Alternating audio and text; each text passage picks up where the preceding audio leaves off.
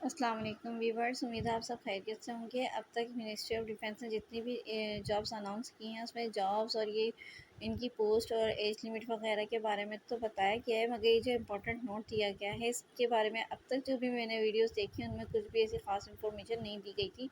बस इतना ही कहा जा रहा था कि ये इम्पोर्टेंट नोट नीचे दिया गया है। आखिर इसमें ऐसा है क्या? मैं भी जानना चाहती थी कि आखिर इसमें क्या इम्पोर्टेंट बातें बताई गई हैं। तो इसमें ये कहा गया है कि अपनी क्वालिफ़िकेशन और एज लिमिट को देखते हुए कि 5 सितंबर तक आपकी कितनी एज हो रही है, तो फिर आप इसमें अप्लाई कर सकते हैं इस चीज़ को अपने मद्देनज़र रखते हुए। The maximum age limit may be relax to the extent as mention below. और जो आपकी मैक्सिमम एज लिमिट है उसमें कुछ रिलैक्सेशन, कुछ रियायत भी दी जा सकती है, जैसा कि नीचे मेंशन किया। जी, तो जैसा कि नीचे मेंशन किया गया है उसके मुताबिक कुछ रिलैक्सेशन आपको मिल सकती है। तो यहाँ पर बताया गया है ए, बी, सी, डी, ई, एफ के पूरे 6 हैं। 6 पॉइंट्स इन्होंने यहाँ पर मेंशन किए हुए हैं कि किन-किन को रिलैक्सेशन मिल सकता है, रियायत मिल सकती है उनकी उम्र में। तो सबसे पहले ए है by 3 years in the case of candidates belong to the scheduled caste, Buddhist community, recognised tribes of the tribal areas, Azad Jammu and Kashmir, northern areas, Gilgit Baltistan. तो इस तरह के इलाकों से बिलोंग करने वालों को भी रियायत मिल सकती है। इसके अलावा 3 years in case of candidates belong to the rural areas of Sindh या बलूचिस्तान से अगर उसका ताल्लुक है और वो BS 15 या फिर 14, 13, 15 और उससे बिलो यानी उससे नीचे जितने भी पोस्ट हैं उनके लिए अगर वो अप्लाई करता है तो 3 साल तक की रियायत उन्हें भी मिल सकती है। अच्छा, रूरल एरियाज़ किसको कहते हैं? रूरल एरियाज़ कहते हैं देही इलाकों को, और अर्बन कहते हैं शहरी इलाकों को। तो सिंध के जो देही इलाकों से बिलोंग करते हैं उनको ये मिल सकता है। उसके बाद बारी आ जाती है 3 years in case of candidate belong to the, ये तो मैं बता चुकी हूँ आपको। अब 10 years up to the age of 15 years in case of government servant who have completed 2 years in continuously government servants on the closing date for the receipt of application. यहाँ पर कह रहे हैं कि आखिरी तारीख क्लोजिंग डेट से पहले अगर कोई शख्स जिसने जो कि गवर्नमेंट सर्वेंट हो उसने अपने 2 साल सरकारी मुलाजमत के कंप्लीट करने हों तो उनको भी रियायत दी जा सकती है 10 साल तक की। इसके बाद क्या बता रहे हैं, इन केस ऑफ रिलीज और रिटायर, अगर कोई रिटायर्ड ऑफिसर है आर्म फोर्सेस का, आर्म फोर्सेस ऑफ पाकिस्तान का, तो उसको भी 15 साल तक की रियायत दी जा सकती है। और the number of years actually served in the arm forces, और जो एक्चुअली जो उसने साल जो सर्विस की है ना उसके मुताबिक उसको मिल सकती है।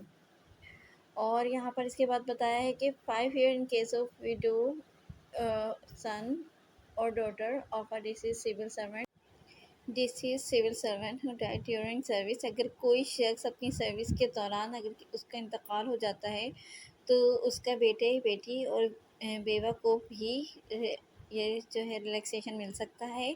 इसके बाद 10 years in case of disable person for appointment to the post in 15 and below, जो 15 और उससे बिलो अगर कोई डिसेबल अप्लाई करता है तो उसको भी रियायत मिल जाएगी। और यहाँ पे नंबर 3 पॉइंट बता रहे हैं, the quota reserve for women, minorities and disable. तो जो है एक गवर्नमेंट की इंस्ट्रक्शन के मुताबिक डिसेबल और वुमेंस, मिनॉरिटीज़ वगैरह के अक़लियतों के लिए, ख़वातीन के लिए और माज़ूर के लिए एक कोटा जो है मुख्तस किया गया है। और मगर जो है क्या कहते हैं, जो भी डिसेबल पर्सन हैं वो तमाम पोस्टों के लिए अप्लाई कर सकते हैं, मगर they are encourage to apply against post are serial number 2, 5, 8, 12, 17, 18 and 21। तो अगर वो तो वैसे तो वो सब पोस्ट पे अप्लाई कर सकते हैं, मगर उनको इनकरेज किया जाएगा कि वो इसमें से कर ले, तो ये इनके लिए ज़्यादा बेहतर होगा। सीरियल नंबर क्या बताए पोस्ट का? 2, 5, 8, 12, 17, 18 एंड 21 में अगर वो अप्लाई करते हैं तो ये ज़्यादा अच्छा है। फिर नंबर 4 पॉइंट पे बता रहे हैं कि negative marking will be apply in screening test, 0.25 marks पर फॉर ईच रॉन्ग आंसर। अगर कोई एक रॉन्ग आंसर होता है तो फिर आपका 0.25 जो है वो मार्क्स जो है वो आपके नेगेटिव चले जाएंगे, मतलब आपके नंबर कट जाएंगे। अगर आपने एक गलत नंबर देंगे तो फिर आपके नंबर भी कटेंगे। No TDA will be admissible to candidate for appearing test and interview. Test या इंटरव्यू के लिए कोई भी आपको जो है ट्रैवलिंग अलाउंस या फिर डेयरनेस अलाउंस नहीं दिया जाएगा। अब इसमें ये बता रहे हैं कि हाउ टू अप्लाई, हम अप्लाई कैसे कर सकते हैं। तो हम अप्लाई कर सकते हैं, इनकी ऑफिशियल वेबसाइट इन्होंने दी है www.recruitment.com.pk पर। हम यहाँ पर जाके अपनी एप्लीकेशन जो है सबमिट कर सकते हैं। और हमें फ़ी कैसे पे करना होगी, हम फ़ी पे कर सकते हैं तो एटीएम के ज़रिए, बैंकिंग के ज़रिए, इजी पैसा, जैस कैश और यू पैसा, टीसीएस एक्सप्रेस और कॉर्ट्रेस using 20 digit invoice number generated in your fee slip. आपकी जो फी स्लिप है उसके ऊपर एक 20 डिजिट का इनवॉइस नंबर आ जाएगा, जनरेट हो जाएगा। Only one bill invoice payment will be expected. सिर्फ एक बिल की जो पेमेंट है वो एक्सपेक्ट की जा रही है। Deposit fee is non refundable. आपकी जो डिपॉजिट फ़ी होगी वो नॉन रिफंडेबल, नॉन ट्रांसफरेबल होगी, मतलब इसकी आपको वापस नहीं मिल सकती। इसलिए ये आप ये अच्छी तरीके से इंश्योर कर लें कि आप जो है किसी भी पोस्ट के लिए की एहलियत आपके अंदर तमाम तर मौजूद है, तो फिर आप उसको के लिए अप्लाई करें। Deposit slip will be generated through website till 14 hours of last date to apply. जो लास्ट डेट टू अप्लाई करने नियमता आखिरी तारीख से पहले आपकी जो है डिपॉजिट स्लिप जो है वो जनरेट हो जाएगी। तो आपको चाहिए कि आप किसी भी किस्म की इनकन्वीनियंस या रश से बचने के लिए आप जल्द से जल्द इस पर अप्लाई कर दीजिए।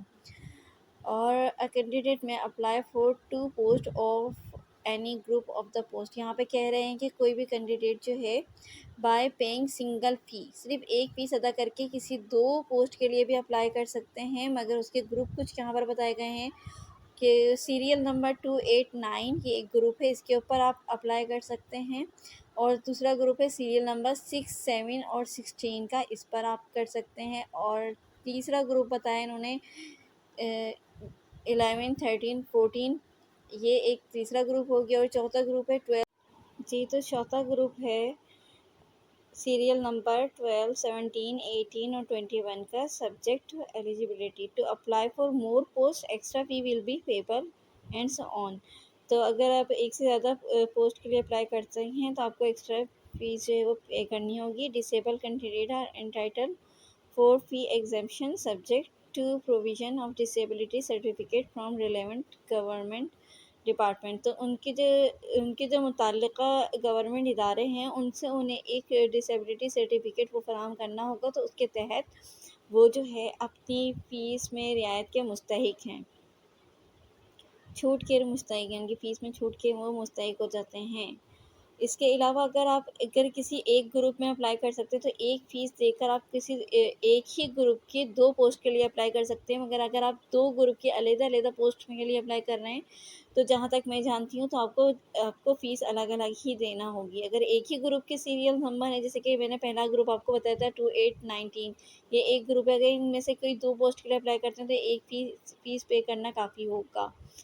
तो टेस्ट रिज़ल्ट और चौथा पॉइंट यहाँ पर ये बताया गया है कि टेस्ट या रिज़ल्ट जो भी होगा वो आपको किसी भी पोस्टल कोरियर सर्विस के थ्रू उसके बारे में इंफॉर्मेशन आपको प्रोवाइड नहीं की जाएगी, बल्कि आपको अपनी वेबसाइट का विज़िट करना होगा। और जो है on alternate daily basis and keep their cell number operational. अपने फ़ोन नंबर के ऊपर भी आपको मालूमात हासिल हो सकती हैं, मगर कोई कोरियर सर्विस आपको इस तरह की प्रोवाइड नहीं की जाएगी।